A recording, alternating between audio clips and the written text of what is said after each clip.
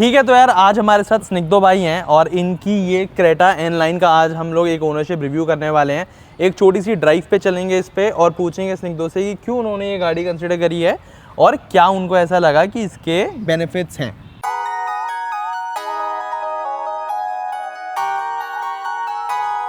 तो स्निग्धो जी, गाड़ी तो बहुत ही खूबसूरत ली है आपने, कलर भी बड़ा ही यूनिक लग रहा है। तो बताओ यार, क्यों क्रेटा N-Line लेने का सोचा और क्या रीजन रहा लेने का ये कार? हाँ जी यार, तो पीयूष भाई थोड़ा सा पीछे चलते हैं। मेरे पास ना पहले, इससे पहले अमेज थी कार। ठीक है, जो कि मेरी फर्स्ट कार थी। तो वो मैंने ली थी मैनुअल VMT वेरिएंट। ठीक है। और मतलब मेरे को हमेशा से ही था कि एक अपग्रेड करना है, थोड़ी पावरफुल कार चाहिए। तो मैंने कहा ठीक है, थोड़ा रिसर्च करते हैं। तो मैंने अपनी रिसर्च तो उसी टाइम से शुरू कर दी थी जब मैंने अमेज परचेज करी थी, क्योंकि मेरे को पता था कि इसको मैं ज़्यादा दिन रखूंगा नहीं, निकाल दूंगा थोड़े टाइम चला के। आपने सॉरी मतलब फॉर दी ऑडियंस, आपने अमेज कब ली थी? अमेज मैंने ली थी 2021 में, जिस टाइम पे मतलब थोड़ा सा गाड़ियों का डाउनफॉल चल रहा था कि कोविड के बाद उस टाइम गाड़ियाँ थी नहीं बिक रही थी। तो उस टाइम पे अमेज में मेरे को काफ़ी अच्छी डील मिली थी। वो मेरे को अराउंड 775 ऐसे पड़ गई थी, एक्सचेंज वगैरह सब मिला के। उसकी भी एक वीडियो है, अगर आपको लिंक वो करना हो तो आप तो उस वीडियो पे भी स्निग्धो भाई एक और यूट्यूबर के साथ ही स्निग्धो ने एक वीडियो भी की थी जिसमें अमेज गाड़ी उन्होंने कवर की थी। तो उस गाड़ी का रिव्यू का भी मैं लिंक शेयर कर दूंगा, आप उन यूट्यूबर का भी जाके चैनल देख सकते हैं। वो काफ़ी फेमस हैं और उस टाइम पे उनके साथ रिव्यू हुआ था। हाँ जी। ठीक है स्निग्धो भाई, तो आई थिंक अमेज की अब बात रहने देते हैं। हाँ जी, अब क्रेटा की बात करते हैं, क्योंकि मतलब यार क्या बात है। हाँ। क्या कलर है, क्या बेहतरीन चीज़ है, थोड़ा बताओ कि ये कैसे फाइनल? हाँ जी, तो अब बताते हैं। तो पीयूष, मैंने क्रेटा जब ली थी, मतलब उससे पहले मैंने बहुत रिसर्च करा था। मतलब मैं आपको बताता हूँ, मेरी जर्नी जो स्टार्ट हुई थी, ये जैसे आपको पता है 1.5 टर्बो चार्ज इंजन। ये आपका 1.5 टर्बो चार्ज DCT। हाँ जी बिल्कुल। और ये top of the line variant है N10। क्रेटा में एट प्रेजेंट इससे ऊपर कोई गाड़ी नहीं है, कोई गाड़ी नहीं है। एग्जैक्टली।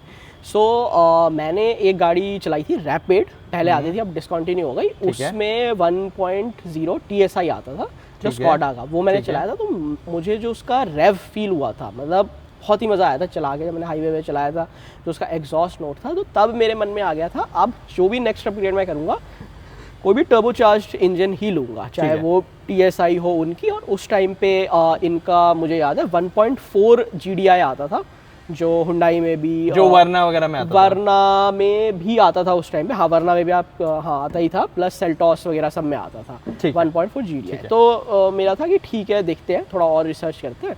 तो उस टाइम पे जैसे मतलब तब तो स्कॉडा में वही थी 1.0 TSI। देन उसके बाद उन्होंने गाड़ी अपनी लॉन्च करी थी। आई थिंक पहले कुशाक लॉन्च हुई थी, देन उनकी स्लाविया लॉन्च हुई थी। तो दोनों में उन्होंने 1.5 के साथ लॉन्च करा था। तो 1.5 जो TSI मैंने चलाया था स्लाविया का, वो चला के तो नेक्स्ट लेवल मज़ा आ गया था। मतलब वो उन्होंने मतलब इंजन निकाला था 150 PS के साथ and 250 Nm torque, and that was around 20 lakh car. So 20 lakh में आपको फील वैसी आ रही थी जो आप BMW या मर्सिडीज के 60-70 लाख के कार चला के वैसे फील ले रहे हो। तो अगर सॉरी फॉर द ऑडियंस, अगर आपको स्लाविया इतनी पसंद आई तो Y didn't you go for Slavia? Because Slavia is also very good product. मतलब जैसे हमने भी बहुत ड्राइव करी है स्लाविया की, तो स्लाविया बेहतरीन गाड़ी है। तो इट्स अ सेडान, बट उस रेंज में आप स्लाविया अच्छा ऑप्शन था, स्लाविया का ही कुशाक भी बहुत अच्छा ऑप्शन था। तो आपने क्रेटा ही क्यों फाइनलाइज करी? हाँ जी, तो स्लाविया ना लेने के दो मेन रीजंस थे। एक तो क्योंकि वो सेडान है, तो सेडान का थोड़ा सा, वैसे तो उसकी ठीक है ग्राउंड क्लियरेंस 180 mm के आसपास है, बट इन जनरल भी जो उसका लोडिंग लिप वगैरह है वो थोड़ा नीचे है, तो वो टच होने का डर रहता ही है। जब मैं टेस्ट ड्राइव भी कर रहा था, मुझे याद है एक आध जगह कई ख़राब सड़कें थी, तो वो थोड़ा बचा के चलना पड़ रहा था, थोड़ा देख के। वो SUVs के साथ नहीं होता। एक रीज़न तो ये हो गया। सेकेंड रीज़न, स्लाविया का जो इंटीरियर का जो AC के टच पैनल्स है, वो मेरे को उतने मतलब ईजी टू यूज़ नहीं लग रहे थे। वो थोड़ा मतलब चलाते हुए डिस्ट्रैक्ट हो रहा था। इस लेवल की गाड़ी में आप डिस्ट्रैक्शन नहीं अफोर्ड कर सकते, क्योंकि आप अगर कहीं पे भगा रहे हो तो वो थोड़ा रिस्क रहता है। प्लस एक फीचर ये मतलब मैंने जब रिसर्च किया तो मुझे पता चला, तो ऑटो होल्ड का एक फीचर आता है, वो इनके में नहीं है, which is a very useful feature. जब तक आप यूज ना करो तब तक आपको नहीं पता, बट एक बार आपने यूज कर लिया, you can not go back. ठीक है, तो for the reference auto hold feature अगर मैं ऑडियंस को थोड़ा बताऊं, तो ऑटो होल्ड क्या फीचर होता है? जो ऑटोमेटिक कार्स होती हैं उनमें अगर आपके पास ऑटो होल्ड का फंक्शन है कार में, तो आपको बस जैसे आपकी गाड़ी रेड लाइट पे रुकी, तो नॉर्मल गाड़ी में हम लोग क्या करते हैं, रेड लाइट पे रुकी, न्यूट्रल पे गियर चेंज करना, नहीं तो ब्रेक पे पैर दबा के खड़े रहो। अगर आपको ब्रेक से पैर हटाना है तो आपको न्यूट्रल करनी पड़ेगी कार। बट जिन गाड़ियों में ऑटो होल्ड का फीचर होता है, उनमें अगर आपने रेड लाइट पे गाड़ी रोकी, आपकी गाड़ी डी पे ही रहेगी, बट आप ब्रेक से भी पैर हटा सकते हो। तो it's a very convenient feature, आपको बार बार अपनी गाड़ी डी से एन पे नहीं करनी पड़ती है। तो ये काफी बेहतरीन फीचर है। तो ये अभी स्लाविया और मतलब पूरे VW ग्रुप में अभी नहीं है। हाँ हाँ, और वही है कि ये फीचर आपको फुल्ली ऑटोमेटिक की फील देते हैं, बिल्कुल कि आप कोई लग्जरी कार चला रहे हो वैसे। तो ये तो हो गए 2 रीजन। अब आते हैं कि इसी सेगमेंट की और गाड़ियां भी मैंने टेस्ट ड्राइव करी थी। जैसे आपको ये कितने की पड़ी थी, किस प्राइस पॉइंट पे आपको ये पड़ी है ऑन रोड? हाँ, ये उस टाइम पे मेरे को 23 की पड़ी थी। ठीक है, तो आपने जैसे इसके 23 लाख रुपए दिए, तो मेरे ख्याल से 23 लाख रुपए में इसी सेगमेंट में आपके पास सेल्टॉस थी एक्स लाइन, जो which is also very good option. हाँ, उससे कम में ही आ जाती। और आपके पास टाइगोन और कुशाक, ये दोनों अवेलेबल। ग्रैंड विटारा आप अगर स्पेसिफिकली टर्बो देख रहे थे तो फिर आई डोंट थिंक सो आपने Grand Vitara Hyryder consider भी करी होंगे भाई। बट हाँ, मतलब इन जनरल चलाई तो सारी थी। अच्छा, व्हाट अबाउट एलिवेट? आपको एलिवेट कैसी लगी गाड़ी? क्योंकि जैसे आपने बोला ग्राउंड क्लियरेंस एक रीजन था इस गाड़ी को लेने का। ग्राउंड क्लियरेंस तो था ही, एलिवेट का ग्राउंड क्लियरेंस अच्छा था। मैं इससे पहले होंडा यूजर भी था, तो मेरे को लॉयल्टी मिल जाता। बट एलिवेट का जो मैंने सीवीटी चलाया था, एक तो एलिवेट पे उन्होंने हाइब्रिड भी नहीं निकाला। अगर हाइब्रिड निकालते जैसे हाई राइडर या ग्रैंड विटारा में है फुल्ली हाइब्रिड, तो शायद एक बार को मैं कंसिडर कर भी लेता माइलेज के लिए। बट उनका NA इंजन सीवीटी के साथ बहुत ज़्यादा रबर बैंड इफेक्ट आया था जब हमने चलाया था, तो वो बिल्कुल चला के मज़ा नहीं आया था। मतलब वो तो एकदम मतलब लिस्ट से ही निकाल दिया था उसी टाइम पे। मुझे लगता है कि जो होंडा ने एलिवेट में हाइब्रिड मिस करा है, उसकी वजह से उन्होंने काफ़ी पोटेंशियल कस्टमर्स अपने खोए हैं। हाँ जी बिल्कुल। ठीक है, तो चलो now we have an update कि आपने क्यों एक टर्बो गाड़ी ली, बट टर्बो में भी क्रेटा इनलाइन ही क्यों ली? आपके पास जो और ऑप्शंस है, क्रेटा नॉर्मल क्रेटा टर्बो थी, आपके पास सेल्टॉस टर्बो या फिर एक्स लाइन, और आपके पास टाइगुन और कुशाक ये भी अवेलेबल थी 1.5 लीटर टर्बो के साथ। तो आपने यही स्पेसिफिक कार क्यों चूज करी एंड यही स्पेसिफिक कलर क्यों चूज करी? क्योंकि ये बहुत eye candy colour, may be camera इतना जस्टिस ना कर रहा हो, बट जैसे मैं इसको अभी देख रहा हूँ तो बेहतरीन, मतलब एक बैटमैन वाली गाड़ी की लुक दे रहा है ये। नहीं बिल्कुल। तो मैं आपको चलिए पहले टाइगोन और कुशाक का बताता हूँ कि उनको ना लेने का क्या रीज़न है। जैसे मैंने बताया, वही 2 फीचर जो स्लाविया में मिसिंग थे, ऑफ कोर्स उन्हीं सेम VW प्लेटफॉर्म की है, तो ऑटो होल्ड एंड AC का टच पैनल वो मिसिंग थे। ड्राइव क्वालिटी काफ़ी अच्छी है उनका, 1.5 मैं कह सकता हूँ इससे भी बेटर है ड्राइव करने में। मतलब उसका एग्जॉस्ट नोट हो गया, या जो उनकी जो उन्होंने बनाई है स्टेबिलिटी वगैरह, कॉन्फिडेंस, जो स्टीयरिंग फीडबैक आता है, दैट इज़ मच सुपीरियर। अभी भी मैं कह सकता हूँ, मतलब अभी तो मेड इन इंडिया प्रोजेक्ट के बाद इनका थोड़ा सा कम हुआ है, बट क्योंकि मैंने पुरानी रैपिड भी चलाई थी 1 लीटर TSI, मुझे याद है उसका भी जो स्टीयरिंग फीडबैक था आपको एग्जैक्ट एक्यूरेट फीडबैक देगा कि कहाँ आपकी गाड़ी कितनी जा रही है। पोलो भी मैंने चलाई थी 1 लीटर, सेम मतलब वैसा ही फीडबैक था। तो अगर सिर्फ कोई ड्राइविंग एंथुजियास्ट है बिल्कुल ही कि उसको ड्राइविंग के लिए चाहिए, he can cut on some features, तो वो जा सकता है उन गाड़ियों में। मेरे को था कि फीचर्स मेरे को चाहिए थे इस बार, सारे जितने भी फीचर्स हो, मतलब आई वांटेड। इसमें कौन से ऐसे एक्स्ट्रा फीचर्स आपको देखिए जो कुशाक और टाइगन में नहीं है? स्पीकर क्वालिटी बोस के जो स्पीकर्स हैं, तो इस गाड़ी में स्निग्धो इज गेटिंग बोस के ब्रांडेड स्पीकर्स जो बहुत ही बढ़िया है, मैंने सुने हैं। हाँ जी। उसके बाद मेरे ख्याल से पैनोरामिक सनरूफ आ रहा है इसमें, ऑटो होल्ड आप बता ही चुके हो। बिल्कुल। इसके बाद ये फीचर्स थे। इसके बाद इसके अलावा तो आई डोंट थिंक कि कोई मेजर ऐसे चेंजेस हैं। व्हील्स आई थिंक उसके भी 18 इंच ही होंगे, इतना मेरे को। सेल्टॉस में 18, ठीक है। चलो आपने VW और स्कोडा की गाड़ी ना लेने का रीजन बताया, बट आपके पास सर्विस कॉस्ट भी एक आप कह सकते हैं, सर्विस कॉस्ट भी is a very good reason. हाँ, बट इसी की बहन सेल्टॉस टर्बो या सेल्टॉस एक्स आपने क्यों नहीं कंसीडर करी ये सब? हाँ जी, तो सेल्टॉस का मैं आपको बताता हूँ। मेरा इनिशियल जो प्लान था, क्योंकि मेरे फ्रेंड ने जस्ट सेल्टॉस ही ली थी और उनका कलर भी बहुत प्यारा था, आई थिंक नेवी ब्लू उनका एक कलर आता है, वो लिया था GT लाइन में, not x line, GT line. हाँ, द नॉर्मल टर्बो। हाँ, तो वो मतलब सेल्टॉस जो नई वाली आई थी, मेरे को उसका लुक बहुत अट्रैक्टिव लगता है, खासकर पीछे से जो कनेक्टिंग टेल लाइट्स है। तो मेरा इनिशियल प्लान सेल्टॉस का ही था, एंड सेल्टॉस के मैं कहीं ना कहीं कहूँगा इंटीरियर्स इससे थोड़े से सुपीरियर लगते हैं, because they have soft touch materials everywhere. इसके थोड़ा डैशबोर्ड वगैरह हार्ड प्लास्टिक्स है। बट जब हम सेल्टॉस गए टेस्ट ड्राइव करने, तो I don't know, engine same है, सब कुछ वो था, बट सेल्टॉस के मेरे को थोड़े से स्टिफ ज़्यादा लगे एज कम्पेयर टू क्रेटा। वैसे तो ये भी स्टिफ है, एनलाइन है, बट सेल्टॉस का मेरे को स्टीयरिंग बहुत ज़्यादा हार्ड लगा इसके कंपैरिजन में। एंड जो स्टिफनेस है सस्पेंशंस की, वो मुझे बहुत ज़्यादा लगी एज कम्पेयर टू क्रेटा। तो मुझे लगा यार सिटी के लिए, क्योंकि इसमें मैं अपनी मदर को भी बिठाऊंगा, ग्रैंड पेरेंट्स कभी कभार आते हैं वो भी बैठेंगे, तो इतने स्टिफ उनके लिए शायद सही ना हो, मतलब that won't be a very practical car for city usage. ठीक है। तो मेरे को तभी लगा कि ठीक है यार, सेल्टॉस को अभी के लिए साइड में रखते हैं। सेल्टॉस मुझे बहुत ही अच्छे प्राइस में उस टाइम मिल रही थी, मतलब जितने मैंने क्रेटा ली थी 1.5 लाख सस्ती पड़ जाती, GT line and with more features. उसमें एक फीचर एक्स्ट्रा है, बहुत ही माइन्यूट डिटेल है, बट उसके चारों Windows 1 touch up and down आते हैं, जो इसका सिर्फ ड्राइवर साइड है। काफ़ी डेली यूज़ में वो काफ़ी फीचर यूजफुल है। तो एक तो ये था। तो और जो मेरे को लगता है कि देखो मतलब बीइंग अ कार रिव्यूअर, मैं भी बहुत गाड़ियाँ गो थ्रू करता हूँ, तो मुझे भी पर्सनली ये फील करता है कि जो सेल्टॉस है, सेल्टॉस का अपग्रेड बहुत टाइम से पेंडिंग है। तो जो आप मार्केट में अभी सेल्टॉस देख रहे हो, it is due for an update. But ये जो क्रेटा है, ये 24 में ही नया मेक आया इसका, तो ये गाड़ी अगले 5 साल तक फ्रेश ही रहेगी। यही लुक कैरी होगी इसके अगले 5 साल तक। दूसरा जो मुझे रीज़न लगता है कि क्रेटा की जो एक ओवरऑल फील ऑफ प्रेजेंस है, वो सेल्टॉस से थोड़ी सी बेटर है इन टर्म्स ऑफ साइज। ये ज्यादा बड़ी गाड़ी लगती है। हाँ, ये तो मैं मानता हूं। चलो ठीक है, ये I think these are valid points कि क्यों स्निग्धो ने क्रेटा एन लाइन कंसीडर करिए। अच्छा आप ये बताओ, एन लाइन में 2 वेरिएंट्स आते हैं, N10 और N8। हाँ जी। मैंने सुना है कि N8 is super value for money. But आपको क्या था कि टॉप ऑफ द लाइन ही लेना है, या फिर कुछ आपने इसके पीछे ही मैथ तोड़ा है? बताओ। नहीं, इसके पीछे मैथ तो कुछ नहीं, मेरा इस बार था, क्योंकि जस्ट मैं वापस एक बार बस अमेज की तरफ जाना चाहूँगा। अमेज जो था मेरे पास V वेरिएंट था, विच वॉज लाइक एक मॉडल नीचे था टॉप मॉडल के, VXMT के। तो ठीक है, डिफरेंट 50,000 का था, बट एक फील होता था हमेशा टॉप मॉडल लिया। तो इस बार तो मेरे को अच्छा, जो भी गाड़ी लेंगे उसका टॉप मॉडल ही लेंगे। हाँ, मैं एन लाइन स्पेसिफिकली नहीं देखने गया था। जब मैं देख रहा था, मेरा initial plan top model 1.5 turbo का ही था, SXO। हाँ, उस टाइम टॉप मॉडल था SXO।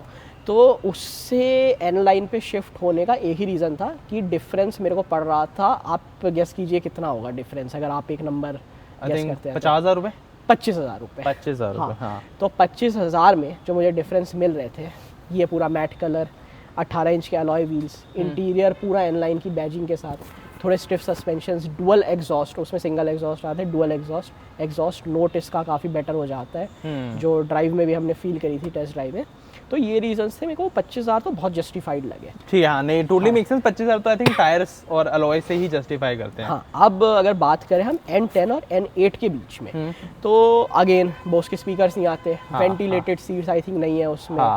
एंड तो जो N10 और N8 वेरिएंट्स में भी जो ऑडियंस ना जानती हो, उनको ना आइडिया हो, तो ये वेरिएंट सिर्फ और सिर्फ Hyundai की एन लाइन स्पेसिफिक गाड़ियों में आते हैं। हाँ, और बाकी अगर स्निग्धो भाई इजाजत दें तो गाड़ी में बैठ के बाकी बातें करेंगे, क्योंकि मच्छर बहुत है इस टाइम पे। हाँ जी। हाँ जी, तो अब हम लोग आ गए हैं गाड़ी के अंदर। बाहर बहुत ही ज्यादा मच्छर थे, तो हमने सोचा गाड़ी में बैठ के बाकी का ओवरव्यू गाड़ी का कंप्लीट करते हैं। तो हाँ जी सर, आप बता रहे थे स्निग्धो भाई कि N8 और N10 में N10 क्यों कंसिडर करा, क्या हमें एक्स्ट्रा फीचर्स मिलते हैं? जैसे कोई इस गाड़ी के रिव्यू अगर देख रहा है तो क्यों वो N10 प्रेफर करे? आपने ये तो बता दिया कि N लाइन क्यों लेनी चाहिए।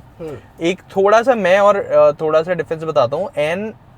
जो N लाइन सीरीज है, जो नॉर्मल टर्बो इंजन है, उसमें इंजन सेम है, बट जो आपको डिफरेंस मिलेगा, आपको इसमें ऑल ब्लैक इंडियर्स मिलते हैं, अलॉय व्हील्स थोड़े से बड़े मिलते हैं, और N लाइन की स्पेसिफिक बैजिंग मिलती है। बट अगर आपको व्हाइट इंटीरियर ज्यादा पसंद है, जैसे व्हाइट इंटीरियर बहुत लोगों को अच्छे लगते हैं because they feel more airy and roomy, so you can go for that car also. But difference बहुत ज्यादा नहीं है, 25,000 रुपये का डिफरेंस है। 25,000 रुपये के डिफरेंस में आपको कलर भी एक यूनिक मिल रहा है, आपको एक अलग गाड़ी मिल रही है, जो एक आपको रोड पे एक अलग प्रेजेंस देगी। हाँ, तो अब N8 और N10 के डिफरेंसेस एक बार गो थ्रू करते हैं, जिससे जो भी गाड़ी पसंद करेगा उसको समझ आएगी। वेंटिलेटेड सीट्स, बोस के speakers, ventilated seats, I think ventilated seats it's very good, ठीक है। बोस के स्पीकर्स इतना मैं नहीं, जिसको म्यूजिक का शौक है, जिसको म्यूजिक का शौक है, हाँ, उसके लिए बोस के स्पीकर्स आर वेरी इंपॉर्टेंट। हाँ, एंड हाँ, बाकी तो कॉस्मेटिक चेंजेस है, आई थिंक स्क्रीन्स का फर्क है, उसमें 8 इंच की स्क्रीन आ जाती है। और प्राइस डिफरेंस कितना है? प्राइस डिफरेंस तो 2 लाख रुपए। अलॉय व्हील्स भी सेम है? अलॉय व्हील्स भी सेम है। तो यार ये 2 लाख तो प्राइस जस्टिफाई नहीं कर रहा वैसे। हाँ, 2 लाख तो जस्टिफाइड नहीं है, बट ठीक है, मतलब this time I wanted a car that had all bells and whistles. हाँ, this time you wanted a car जिसमें सारे फीचर्स मिले आपको। ठीक है यार, मेक सेंस। अब ये बताओ मेरे को कि जैसे I am also Hyundai owner, मेरे पास भी Hyundai कार है, तो मुझे तो पर्सनली ऐसा फील होता है कि Hyundai के जो एक्सपीरियंस है शोरूम का, इट्स गुड, मतलब better than what we see in other showrooms. आप बताओ आपका एक्सपीरियंस कैसा रहा? It was my perception, but हर बंदी की अलग स्टोरी होती है। तो आप बताओ कैसे आपको, पहले तो ये बताओ कि गाड़ी पे आपको कुछ एक्स्ट्रा पैसे तो नहीं उन लोगों ने डिमांड करी, या किसी प्रकार के आपके साथ कोई मिसबिहेव तो नहीं हुआ, या आपको कोई वेटिंग तो नहीं बोली गई, या कैसा एक्सपीरियंस रहा ओवरऑल, और डिलीवरी कितने टाइम में दी, मतलब सब कुछ बताओ खुल के। हाँ जी, बिल्कुल। तो मैंने 2 शोरूम्स पे पता करा था। एक तो DM Hyundai है जो MG रोड के पास है, तो वहाँ पे जब मेरी बात हुई थी तो उन्होंने पहले मेरे को बताया कि उनके पास गाड़ी है एंड वो लोग थोड़े टाइम में दे देंगे। बट जब मैंने फाइनल कोटेशन लिए, बात करी, तो वो कह रहे कि नहीं सर, अभी गाड़ी तो नहीं है, टाइम लगेगा, हम आपको दे नहीं पाएंगे। थोड़ा सा मुझे रूड बिहेवियर लगा। वैसे टेस्ट ड्राइव वगैरह उन्होंने दे दी थी अच्छे से, सब कुछ मतलब दिखा दिया था, गाड़ी के फीचर्स बता दिए थे, बट डिलीवरी का क्लियर बता नहीं रहे थे। उन्होंने कॉल्स उठाने बंद कर दिए थे, जो मुझे थोड़ा सा वियर्ड लगा। अच्छा, कॉल उठाने बंद कर दिए, and that too from a interested customer. हाँ जी। एंड 1-2 बार मेरी ऐसे जो सेल्स एग्जीक्यूटिव थे उनसे बात हुई थी, वो कहते सर गाड़ी तो मैं आपको दे नहीं पाऊंगा। क्यों? मैंने कहा पता नहीं, कोई रीजन आगे बता नहीं रहे, कॉल्स नहीं उठा रहे, ढंग से जवाब नहीं दे रहे। एंड ये सब टेस्ट ड्राइव के बाद था, थोड़ा मेरे को वियर्ड लगा, क्योंकि ठीक है, मतलब गाड़ी तो उनको आगे सेल करनी ही है, पता नहीं। हाँ यार, मतलब गाड़ी बेचने ही बैठे हैं, अगर इस टाइप का कस्टमर से बिहेवियर रखोगे तो कौन लेगा? तो ये मेरे को थोड़ा सा अजीब सा लगा। उसके बाद फिर मैं गया था गोल्फ कोर्स रोड में हिमगिरी Hyundai। तो उसके मैंने रिव्यूज काफी अच्छे सुने थे। मैंने कहा एक बार हिमगिरी के साथ एक्सपीरियंस अच्छा रहा आपका? हाँ, हिमगिरी के साथ मेरा एक्सपीरियंस काफी अच्छा था। वहाँ पे जो एग्जीक्यूटिव थे उन्होंने मेरे को गाड़ी की टेस्ट ड्राइव भी अच्छे से दी। उस टाइम तक मैंने टर्बो क्योंकि ऑलरेडी DM में चला ली थी, मैंने कहा NA भी वैसे चला के देखते हैं कितना डिफरेंस है। तो उन्होंने मेरे से वैसे ही बस सवाल पूछा, क्योंकि आई थिंक एक वेरिएंट है S ऑप्शनल, वो बहुत ज़्यादा सेल होता है, उनका शायद स्टॉक था। तो वो कह रहे थे कि सर आप टर्बो पे क्यों जा रहे हो, आपका इसमें हो जाएगा सिटी उसके लिए। तो मैंने उनको बोला नहीं, जो मेरे रिक्वायरमेंट्स हैं। फिर उन्होंने बोला अच्छा हाँ ठीक है, अगर आपके ऐसे रिक्वायरमेंट्स हैं तो देन इट्स फाइन। तो उन्होंने मेरे को एक स्पेसिफिक टाइमलाइन दिया कि हाँ हम इस टाइम तक आपको दे पाएंगे। ठीक है। एंड आगे उन्होंने फिर बुकिंग्स वगैरह का जो भी था, मेरी उनसे बातचीत हुई, एंड देन वहाँ पे मेरा मतलब एक्सपीरियंस अच्छा था। ठीक है, सब कुछ, हाँ सब कुछ उन्होंने, क्योंकि जैसे मेरा जैसे मैंने गाड़ी थोड़ी फाइनेंस कराई थी, तो मेरा प्री अप्रूव लोन था, उनका टाई अप था सेम जिस बैंक से मेरा लोन प्रोसेस होना था। तो दैट वाज वेरी गुड, मतलब कोई भी मेरे को इतने हैसल्स नहीं हुए। मतलब एक ही दिन में जो रिमेनिंग पेमेंट, लोन वगैरह सब मैंने एक ही दिन में कर कुरा के, मतलब उसी दिन booking, payment and insurance I think एक दिन लगा था। बट इंश्योरेंस आपने शोरूम से लिया था? मैंने शोरूम से ही लिया था। और प्राइस जस्टिफाइड था जो आपको बाहर मार्केट में मिलता है, या आपको ज्यादा थोड़ा सा ज्यादा था, बट ठीक है, कंपनी से लेना ही मैं प्रेफर करता हूँ, और मैं सजेस्ट भी करता हूँ लोग कंपनी से लें, आगे कभी आपको क्लेम लेना पड़े। जैसे मैंने पुरानी गाड़ी पे लिया था, तो वो काफी ईजी रहता है, वो हैसल फ्री होता है। चलो ठीक है, इस पे आई थिंक ये इस वीडियो के लिए नहीं, एक दूसरी वीडियो में कभी बनाऊंगा, तो उसमें मैं इंश्योरेंस के आपको क्या चीज़ें ध्यान में रखनी चाहिए उस पर डिस्कस करेंगे। बट अभी वील स्टिक टू क्रेटा का ओनरशिप रिव्यू। ठीक है सर, तो फिर आपको गाड़ी की डिलीवरी में वेटिंग कुछ कराई उन्होंने, या जैसे आपने बोला कि आपने हाथ के हाथ पेमेंट कर दिया, आपने सेम डे गाड़ी बुक कराई और सेम डे आपने पेमेंट, हाँ जी, बैंक वगैरह से सब प्रोसेस हो गया। आपको गाड़ी मिली कब? हाँ, तो मैं आपको बता दूं, मेरी पुरानी अमेज गाड़ी थी, वो एक्सचेंज पे जानी थी। तो जो अमेज की जो एक्सचेंज वैल्यू मिली थी, मैंने शोरूम से एक्सचेंज कराया था। तो उसका जितना भी अमाउंट था वो रिमेनिंग था, तो वो गाड़ी के साथ चले आता। बाकी उसके अलावा जो पेमेंट थी वो मैं पहले ही कर दी थी, क्योंकि एक्चुअली इनका फाइनेंशियल ईयर क्लोज होता है 31 मार्च के अराउंड। ठीक है। तो मुझे उससे पहले वाले पेमेंट करनी थी, क्योंकि इन्होंने मेरे को बहुत ही लुक्रेटिव डिस्काउंट्स ऑफर करे थे। दैट वाज अराउंड 70 to 80,000 उस टाइम पे, जबकि गाड़ी बिल्कुल क्रेटा इनलाइन पे, क्रेटा एनलाइन पे, अरे वाह, जो कि उस टाइम में बिल्कुल नई गाड़ी आई थी, तब बिल्कुल डिस्काउंट्स नहीं थे। तो उन्होंने ये ऑफर करा, क्योंकि उनके भी वही है, मतलब एक गाड़ी से उनका काफी सेल का जो फिगर था वो बढ़ रहा था, तो उन्होंने अपना जितना हो सके हाथ खींच के बढ़ाया। प्लस एक्सचेंज की भी जो वैल्यू थी, पहले उन्होंने मेरे को मेरी पुरानी गाड़ी की 475 कोट करी, मैंने Cars 24 से वैल्यूएशन कराया, तो आई थिंक 520 के आसपास आया, तो उन्होंने वो भी मैच करा दिया। मतलब उन्होंने ओवरऑल काफ़ी मेरे को डील अच्छी दी, बट उन्होंने बोला कि सर ये आप क्लोज कर दो अभी, कि ताकि वो बिलिंग पहले हो जाए 31 से पहले, कि उसके बाद आपको पता होगा कि अप्रैल महीने से 3-4% बढ़ने ही थे गाड़ी पे, और 23-24 लाख की गाड़ी पे अगर 3-4% बढ़ रहा है, मिनिमम 50 से 60 हज़ार बढ़ जाता है प्राइस। ओके। तो मैंने कहा कि ठीक है, करा लेते हैं अभी पेमेंट वगैरह। जो अमेज मेरी कार है, मैंने उनको बोला कि जिस दिन आप डिलीवरी दोगे मैं उसी दिन आपको दे दूंगा कार। उसमें भी वो लोग एग्री थे कि हाँ ठीक है, कोई इशू नहीं है, तो तब तक मैं बिना कार के तो रहूंगा नहीं। तो उन्होंने मुझे हफ्ते भर का, हाँ तब तक आप बेकार तो नहीं रहोगे। हाँ, कह सकते हैं। हाँ। तो उन्होंने फिर मेरे को कोट करा था हफ्ते या 10 दिन का। एंड टू माई सरप्राइज, पता नहीं उन्होंने कैसे अरेंज करी कार, उन्होंने मुझे 5 दिन के अंदर दे दी थी। मैंने बुकिंग कराई थी ट्यूसडे को, गाड़ी जो इनका स्टॉक यार्ड है वहाँ पे आ गई थी संडे को। 5 दिन के अंदर, मतलब 5 दिन के अंदर हाँ, कंपनी से गाड़ी बन के प्लांट से आपके पास भी आ गई, शिप होके वो ट्रेन से। नहीं ये तो है, मतलब इस वे में, सॉरी इन चीजों में आई थिंक Hyundai की कभी मैंने कंप्लेंट नहीं सुनी कि कोई डिलेज कर रहे हैं। आई थिंक उस वे में they are doing a good job. ठीक है स्निग्ध भाई, आई थिंक फिर उसके बाद डिलीवरी एक्सपीरियंस कैसा था? हाँ जी, तो फिर उसके बाद संडे को पहले उन्होंने पीडीआई के लिए बुलाया, तो डायरेक्ट स्टॉक यार्ड घर के पास ही था, तो मैं स्टॉक यार्ड गया था। वहाँ पे जाके पूरी पीडीआई करी, गाड़ी देखा कब की है, मेक किसके है, पूरा सब कुछ हमने ओवरऑल देखा। देन उसके अगले दिन डिलीवरी थी। तो डिलीवरी पे जब हम गए तो थोड़े बहुत आई थिंक डॉक्यूमेंटेशन जो 1-2 घंटे का काम होता है वो था, वो उन्होंने कराया। देन उसके बाद मतलब उन्होंने हमें दोपहर तक ही फ्री कर दिया था, 2 बजे तक। अच्छा। तो डिलीवरी के टाइम पे तो बहुत ही अच्छा एक्सपीरियंस था। मैं अपनी मदर के साथ गया था, मैं आपको दूंगा क्लिप अगर आपको। बिल्कुल यार, बिल्कुल 100%। केक कटिंग वगैरह उन्होंने कराया, पूरी सेरेमनी करी, फिर बेसिक किट उन्होंने वैसे ही ऐड कर दिया था, वो उसी टाइम हाथ के हाथ हमें दे दिया।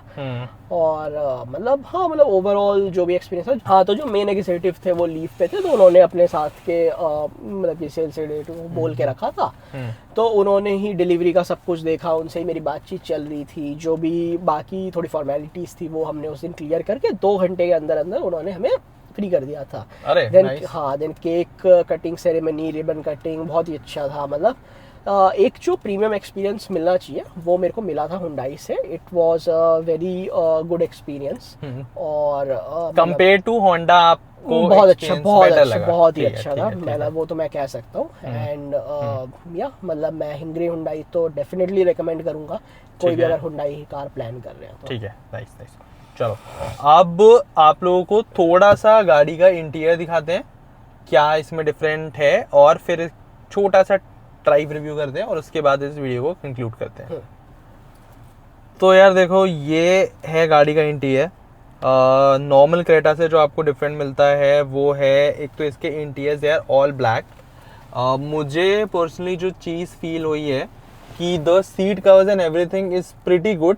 लेदर की क्वालिटी बहुत अच्छी है, आपको स्पेसिफिक एयरलाइन की बैजिंग मिल रही है, बट मुझे ऐसा लगता है कि हार्ड प्लास्टिक्स पूरे केबिन में काफ़ी ज़्यादा यूज्ड हैं। सिर्फ आपको यहाँ पे थोड़ा सा सॉफ्ट टच मिलेगा, इसके अलावा आपको बस यहाँ पे आर्म रेस्ट पे थोड़ा सा सॉफ्ट टच मिलेगा, बट इसके अलावा पूरी गाड़ी पे बहुत ज़्यादा हार्ड प्लास्टिक्स हैं, जो नॉर्मल क्रेटा में इतना फील नहीं होते, क्योंकि उसके जो इंटीरियर्स हैं वो थोड़े से रूमी फील होते हैं आपको because of the colour. But इसमें जैसे मेरे को इसका जो नीचे अगर आप देखोगे, ये डिज़ाइन इतना कोई पसंद नहीं आया। बाकी हाँ, इसमें there is auto dimming IRVM, एक Hyundai का जो ये SOS वगैरह के फीचर्स हैं ये सारे दे रहे हैं। इसके बाद सनरूफ इसकी पूरी पैनोरामिक है, ब्लैक कलर की इसकी रूफ है, और अलॉय जो इसका स्टीयरिंग है वो भी काफ़ी बेहतर है, एयरलाइन स्पेसिफिक है। ये इसके इंस्ट्रूमेंट क्लस्टर है विच इज़ फुल्ली डिजिटल, ये बहुत बेहतरीन है। तो हाँ, मतलब ओवरऑल मैं तो बोलूँगा कि गाड़ी बहुत अच्छी है। सारे फीचर्स हैं। ये देखो आप, वेंटिलेटेड सीट्स हैं, ऑटो होल्ड का फीचर है, इलेक्ट्रॉनिक पार्किंग ब्रेक है, 3 मोड्स हैं, जो इसके ड्राइव पेडल्स हैं उन पे भी एक अलग से इन लोगों ने एल्यूमिनियम की एक वो एल्यूमिनियम कवर्ड है, तो which is a good thing. And अगर मैं गाड़ी की की देखूं, so this is gonna be the key of the car, जो कि आपको वर्ना में भी दिखती है और मेरे ख्याल से i20 में भी यही टाइप की शो होती है। बाकी अगर मैं गाड़ी का हॉर्न देखूं तो this is the horn of the car. आप ड्राइव एक छोटी सी करेंगे और फिर गाड़ी को कंक्लूड कर थोड़ा सा, जैसे मैं normal Creta naturally aspirated drive कर चुका हूँ, तो मेरे को पर्सनली गाड़ी लो स्पीड्स पे ज़्यादा एफर्ट ले रही है ड्राइव में, और स्टीयरिंग थोड़ा सा इसका ज़्यादा स्टिफ फील हो रहा है। जैसे अभी मैं मोड़ भी रहा हूँ गाड़ी, तो स्टिफनेस है गाड़ी में थोड़ी, which I think would be a good thing अगर इसको कोई हाईवेज पे लेके जाए। ड्यू टू सम कंस्ट्रेंट्स हम आज गाड़ी को हाईवे पे नहीं लेके जाएंगे, बट हाँ इनिशियल पुल ठीक है, नेचुरली एस्पिरेटेड गाड़ी जितनी स्मूथ नहीं फील हो रही है अभी, बट हाँ मेरे को लगता है कि जब अगर हम इसको हाईवे पे लेके जाएंगे तो ये ज़्यादा कॉन्फिडेंट फील होगी। अब हम लोग मेन रोड पे लाए हैं, तो अभी इसको एक थोड़ा सा मैं पुश करके देखूंगा कि क्या वाइब आई है, क्या वाइब नहीं आई है।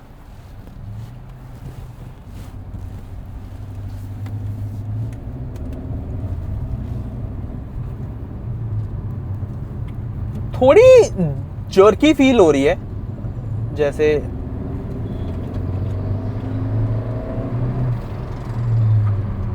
वो आई थिंक जब टर्बो हिट करता है that is when the car take a boost. तो हाँ मतलब ड्राइविंग वाइज गाड़ी बहुत ही बेटर लग रही है। अब मुझे ये नहीं पता कि बम्पर टू बम्पर ट्रैफिक पे ये गाड़ी कैसे ड्राइव करेगी, बट हम अब बम्पर टू बम्पर ट्रैफिक पे ही आ गए हैं तो हमें पता लग जाएगा कि क्या इसकी फील है। बट हाँ अभी तक ओवरऑल जैसे स्टीयरिंग की फील है, इट्स वेरी गुड। काफ़ी पंची इंजन है, क्योंकि यार देखो टर्बो है तो पंची तो हो गई। मेरे को टॉर्क काफ़ी फील हो रही है इस गाड़ी में, और हाँ गाड़ी काफ़ी सही लगी मेरे को, और मैं तो रेकमेंड करूँगा। बाकी आप एक बार टाइगुन और सेल्टॉस भी देख के आओ। मेरे को तो यही इतनी स्टिफ लग रही है, स्निक तो आप कह रहे हो कि ये उससे भी ज़्यादा स्टिफ है, सेल्टॉस इससे भी ज़्यादा है, तो फिर तो वो काफ़ी स्टिफ फील हुई होगी, बहुत ज़्यादा। हाँ ठीक है यार, अब इस वीडियो को कंक्लूड करने का टाइम आ गया।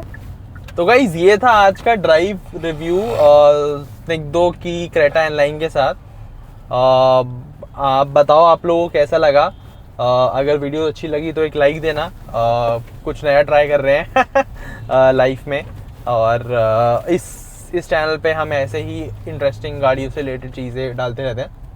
तो पसंद आई तो एक लाइक करना और अपने दोस्तों के साथ शेयर भी करना इस वीडियो को, और कमेंट करके बताना अगर कोई चीज़ हम लोगों ने गलत बोली हो, क्योंकि यार एट दी एंड हम सब यहाँ पे सीख ही रहे हैं चीज़ें। और हाँ अच्छे से ज़िंदगी जियो। Thank you.